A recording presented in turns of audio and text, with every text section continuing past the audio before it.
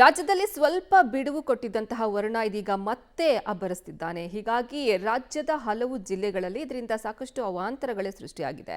ಎಲ್ಲೆಲ್ಲಿ ಏನೇನಾಗಿದೆ ಅನ್ನೋದರ ವರದಿ ಇಲ್ಲಿದೆ. ರಾಜ್ಯದಲ್ಲಿ ಮುಂದುವರೆದ ವರುಣನ ಅಬ್ಬರ. ಹಾಸನ ಜಿಲ್ಲೆಯಲ್ಲಿ ಧಾರಾಕಾರ ಮಳೆ, ಹತ್ತಾರು ಅವಾಂತರ. ಧರೆಗುರುಳಿದ ಬೃಹತ್ ಮರ ಜಸ್ಟ್ ಮಿಸ್. ರಾಜ್ಯದಲ್ಲಿ ಮುಂಗಾರು ಅಬ್ಬರ ಜೋರಾಗಿದೆ. ಹಾಸನ ಜಿಲ್ಲೆಯಲ್ಲಿ ಧಾರಾಕಾರವಾಗಿ ಮಳೆಯಾಗುತ್ತಿದ್ದು, ಮಲೆನಾಡು ಭಾಗವಾದ ಸಕಲೇಶಪುರ ತಾಲೂಕಿನಲ್ಲಿ ಎಡೆಬಿಡದೆ ಮಳೆ ಸುರಿಯುತ್ತಿದ್ದು ಹತ್ತಾರು ಅವಾಂತರಗಳು ಸೃಷ್ಟಿಯಾಗಿವೆ. ರಾಷ್ಟ್ರೀಯ ಹೆದ್ದಾರಿ 75 ಆನೆಮಹಲ್ ದೋಣಿಗಾಲ್ ಬಳಿ 100 ಮೀಟರ್ ಉದ್ದದ ಗೆಬಿಯನ್ ವಾಲ್ ಸಂಪೂರ್ಣ ಕುಸಿದಿದ್ದು, ಇದರ ಜೊತೆಗೆ ಸಿಮೆಂಟ್ ತಡೆಗೋಡೆ ನೆಲಕ್ಕುರುಳಿದೆ. ರಸ್ತೆ ಸುರಕ್ಷತೆಗಾಗಿ ಗೆಬಿಯನ್ ವಾಲ್ ಹಾಗೂ ತಡೆಗೋಡೆ ನಿರ್ಮಿಸಲಾಗಿತ್ತು. ಕಳೆದ ವಾರವಷ್ಟೇ ಬಿರುಕು ಬಿಟ್ಟಿದ್ದ ಗೋಡೆ ನಿರಂತರ ಮಳೆಯಿಂದ ನೆಲಕಚ್ಚಿದೆ. ಇದೇ ರೀತಿ ಮಳೆ ಮುಂದುವರೆದ್ರೆ ಒಂದು ಬದಿಯ ರಸ್ತೆಯೇ ಕೊಚ್ಚಿ ಹೋಗುವ ಆತಂಕ ಎದುರಾಗಿದೆ.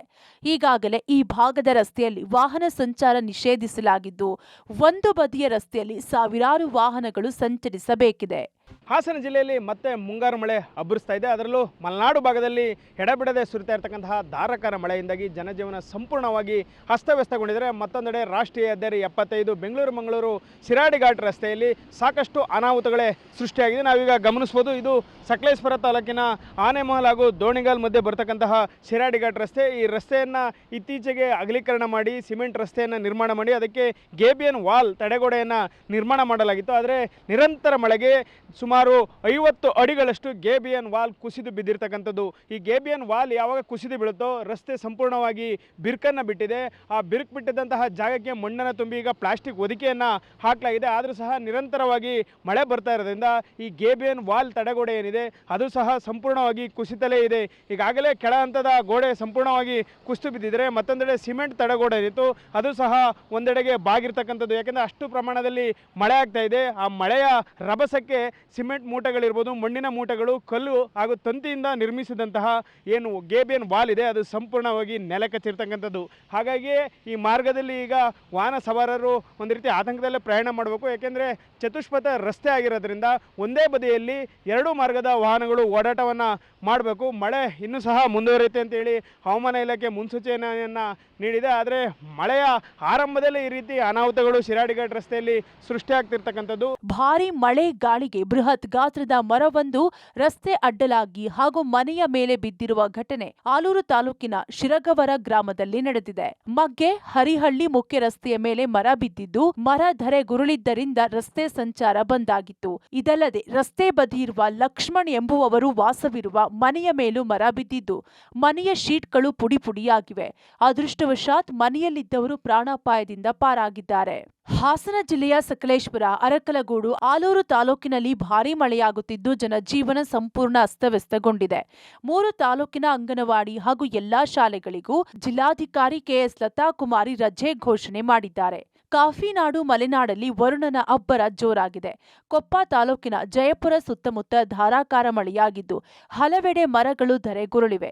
ಕಳಸಾ ತಾಲೂಕಿನ ಬಸರಿಕಲ್ ಚೆಕ್ಪೋಸ್ಟ್ ಬಳಿ ಮರ ಬಿದ್ದಿದ್ದು, ಕಳಸಾ ಕಾರ್ಕಳ ರಾಜ್ಯ ಹೆದ್ದಾರಿ ಸಂಪೂರ್ಣ ಬಂದ್ ಆಗಿತ್ತು. ರಾಜ್ಯ ಹೆದ್ದಾರಿಗೆ ಮರ ಬಿದ್ದ ಹಿನ್ನೆಲೆ ಟ್ರಾಫಿಕ್ ಜಾಮ್ ಉಂಟಾಗಿತ್ತು.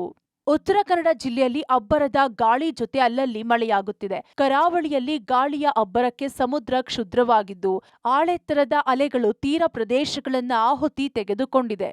ಕಾರವಾರದ ಕಡಲ ತೀರದಲ್ಲಿ ಅಬ್ಬರಿಸಿದ ಅಲೆಯಿಂದಾಗಿ ಬೋಟುಗಳು, ಮೀನುಗಾರರ ಶೆಡ್ಗಳಿಗೆ ಹಾನಿಯಾಗಿದೆ. ನಾವಿವತ್ತು ಕಾರವಾರದ ಕಡಲ ತೀರದಲ್ಲಿದ್ದೀವಿ.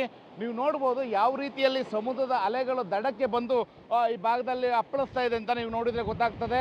ಈ ಭಾಗದಲ್ಲಿರುವಂತಹ ಸಾಂಪ್ರದಾಯಿಕ ಮೀನುಗಾರಿಕೆಯ ಬೋಟುಗಳು ಕೂಡ ತೇಲಿಕೊಂಡು ಹೋಗಿದ್ದಾವೆ. ನೀವು ನೋಡ್ಬೋದು ಈ ಭಾಗದಲ್ಲಿ ಯಾವ ರೀತಿಯಲ್ಲಿ ಡ್ಯಾಮೇಜ್ ಆಗಿದೆ ಅಂತೇಳಿ.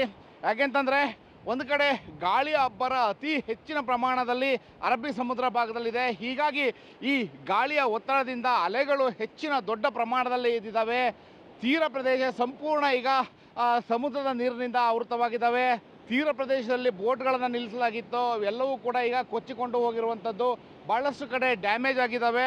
ಈ ರೀತಿಯ ಒಂದು ಅನಾಹುತ ಆಗಿರೋದು ಇದೇ ಮೊದಲು. ಯಾಕೆಂದರೆ ಕಾರವಾರದ ಕಡಲ ತೀರ ಭಾಗದಲ್ಲಿ ಎಷ್ಟೇ ದೊಡ್ಡ ಪ್ರಮಾಣದಲ್ಲಿ ಗಾಳಿ ಬಂದರೂ ಕೂಡ ಅಲೆಗಳ ಅಬ್ಬರ ತೀರ ಪ್ರದೇಶಕ್ಕೆ ಹೋಗೋದು ಕಮ್ಮಿ, ನೀವು ನೋಡ್ಬೋದು. ಆದರೆ ಈ ಭಾಗದಲ್ಲಿ ನೀವು ಗಮನಿಸಿದರೆ ಗೊತ್ತಾಗ್ತದೆ. ಯಾಕೆಂದರೆ ವಿದ್ಯುತ್ ಕಂಬಗಳಿದ್ದಾವೆ, ಹೇಗೆ ತೀರ ಭಾಗದಲ್ಲಿ ಇರುವಂಥ ವಿದ್ಯುತ್ ಕಂಬಗಳು.